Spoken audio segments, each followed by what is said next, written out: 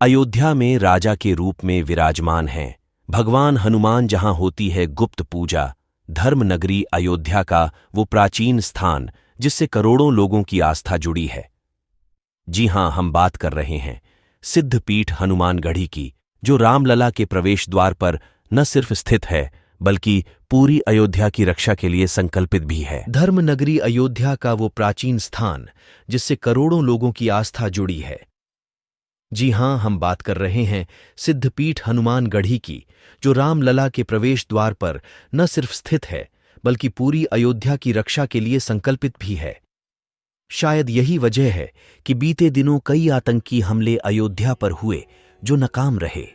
यहां हनुमान जी राजा के रूप में विराजमान है। धार्मिक मान्यता है कि भगवान राम जब गुप्तार घाट के जरिए गोलक गए तो उस समय रामलला ने अयोध्या की जिम्मेदारी हनुमान जी को सौंपी थी। अयोध्या की सुरक्षा हनुमान जी के हाथों में है। आपको जानकर हैरानी होगी कि हनुमानगढ़ी में हनुमान जी की गुप्त पूजा भी होती है, जिसका जिक्र यहां के पुजारी किसी से भी नहीं करते। हनुमानगढ़ी में सुबह 3-9 बजे से ही हनुमान जी की पूजा शुरू होती है। 8 पुजारी हनुमान जी की गुप्त पूजा अर्चना सुबह 3 बजे शुरू कर देते हैं। उस समय की पूजा का जिक्र पुजारी मंदिर परिसर से बाहर कभी नहीं करते।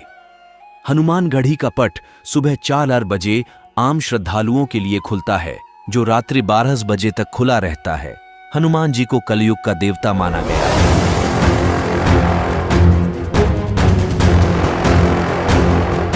और सब तरीके की मनोकामना पूर्ति के लिए लोग हनुमान जी का दर्शन पूजन करते हैं।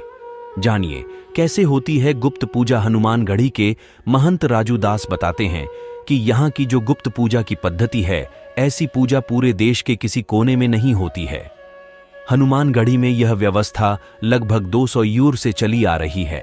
मंदिर परिसर के 8 पुजारी मिलकर 1 से 1.5 घंटे महाबली के दरबार में पूजा करते हैं। ऐसी मान्यता है कि उस दौरान पुजारियों को साक्षात बजरंगबली दर्शन देते हैं। उस समय जो भी पूजा होती है उसको बाहर नहीं बता सकते, क्योंकि उसकी एक मर्यादा है। जानिए कब कब होती है हनुमानगढ़ी में बजरंगबली की आरती। हनुमानगढ़ी के महंत राजू दास बताते हैं कि सुबह की आरती सुबह 4 से 5 के बीच में होती है। दोपहर की आरती 12 से लेकर 1 के बीच में होती है। तो वही संध्या की आरती रात्रि 9 बजे होती है। साथ ही रात्रि 11 से 12 के बीच में बजरंगबली की सैन आरती होती है। दोस्तों, आज के आर्टिकल में हम इस विषय पर बात करने वाले हैं जिसको आया सुनकर आप भी चौंक जाएंगे।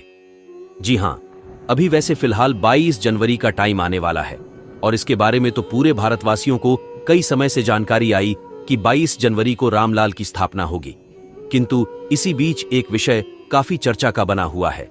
अभी अचानक दोस्तों यहां जानकारियां सामने निकल कर आ रही है कि मर्यादा पुरुषोत्तम श्री राम जी की जन्मभूमि अयोध्या नगरी में अब इसको संयोग बोले या फिर और कुछ, मतलब भगवान राम की जन्मभूमि में अचानक से गिद्धों का झुंड आया। सभी के मन में एक प्रश्न है कि कहां से आए विलुप्त गिद्धों का झुंड, किसी को कुछ समझ नहीं आ रहा है। मतलब इस वक्त अयोध्या में बड़ी संख्या में पहुंच चुके हैं गिद्ध, यानी कि जटायु। यहां बहुत ही आश्चर्यजनक बात है। इसको भगवान प्रभु की कृपा कहें या कुछ और पशु पक्षी सहित अयोध्या में जटायु आ गए। अब निश्चित राम का प्रभाव है। बचपन में इन गिद्धों को बड़े बड़े झुंड में खेतों और जंगलों में घूमते हुए देखा जाता था, किंतु आजकल इनकी जातियां निरंतर विलुप्त होती जा रही हैं। अब फिर से आध्यात्मिक नगरी अयोध्या में इन गिद्धों को फिर से झुंड में देखकर खुशी की अनुभूति हो रही है। लगता है आध्यात्मिक नगरी अयोध्या में दिव्य शक्तियां भी बराबर अपना काम कर रही हैं।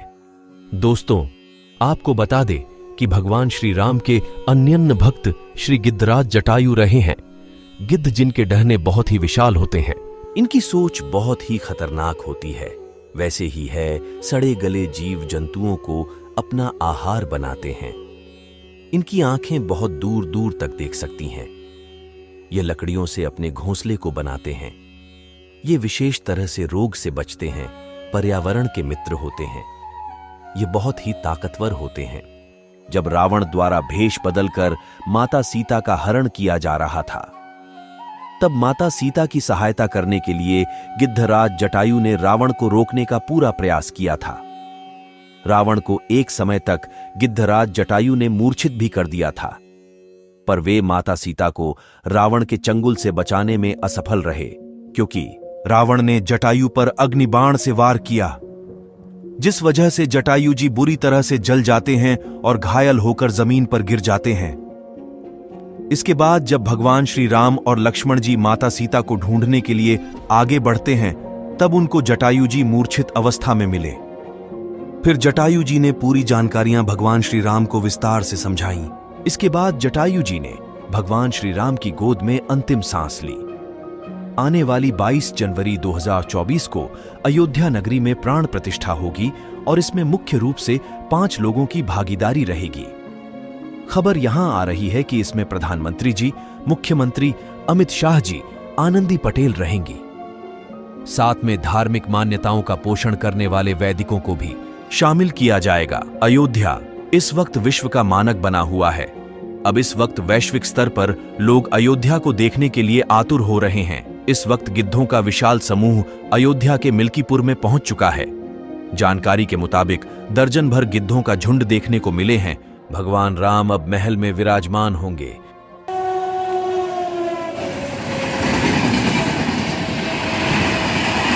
इस स्वागत समारोह में जटायु भी सम्मिलित होकर अपनी सहभागिता सुनिश्चित कर रहे हैं। आज से हजारों वर्ष पहले की यह सत्य घटना है। राजस्थान के गोविंद देव मंदिर की घटना है।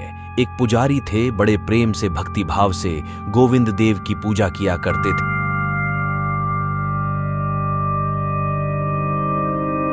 सुबह से लेकर रात के सोने तक भगवान को प्रातः ही स्नान कराना, वस्त्र पहनना, सजना, श्रृंगार करना, फिर भोग तैयार करवाकर सुबह का भोजन, फिर दोपहर जा भोजन, फिर भगवान को दोपहर में विश्राम करवाना। सब कार्य बड़े ही प्रेम और भक्ति के साथ पुजारी जी करते थे।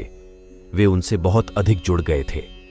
फिर रात का भोजन के बाद उन्हें विश्राम करवाने से पहले वो एक हलवाई से, जो कि मंदिर के बाहर ही उसकी दुकान थी, उसी से सभी भक्तगण प्रसाद खरीदकर भगवान को चढ़ाते थे। तो पुजारी हर रात को मंदिर के कपाट बंद करने से पहले 4 लड्डू उस हलवाई से खरीदकर मंदिर में रख जाते थे। इसका कार्य के पीछे उनकी ये भावना थी कि कहीं रात को गोविंद देव जी को कहीं भूख ना लगे तो वो लड्डू खाकर भूख शांत कर लेंगे। बस इसी प्रकार गोविंद देव की पूजा में समय बीत रहा था। एक दिन पुजारी जी कुछ परेशान थे और अपनी परेशानी में वो रात को गोविंद देव जी के मंदिर में 4 लड्डू, जो वो मंदिर के कपाट बंद करने से पहले भगवान गोविंद देव जी के लिए रख के जाते थे, वो रखना ही भूल गए। अब हुआ ये कि जब रात को भगवान गोविंद देव जी को भूख लगी, तब उन्होंने 6-7 वर्ष के बालक का लुभावना भेष बनाया। सांवला रंग, कजरारे, मोटे नयन, मुख पर तेज और भोलेपन की मिलीजुली आभा, घुंघराले काले काले बाल जो कंधों तक आए हुए थे, हाथों में, गले में, कमर में आभूषणों से सुशोभित बालक बन गए और पहुंच गए ठुमक ठुमक कर उस हलवाई की दुकान पर, जहां से रोज पुजारी जी लड्डू खरीद कर मंदिर में रखते। ठीक पास जाकर बोले, आधी रात को बाबा मुझे लड्डू दे दो।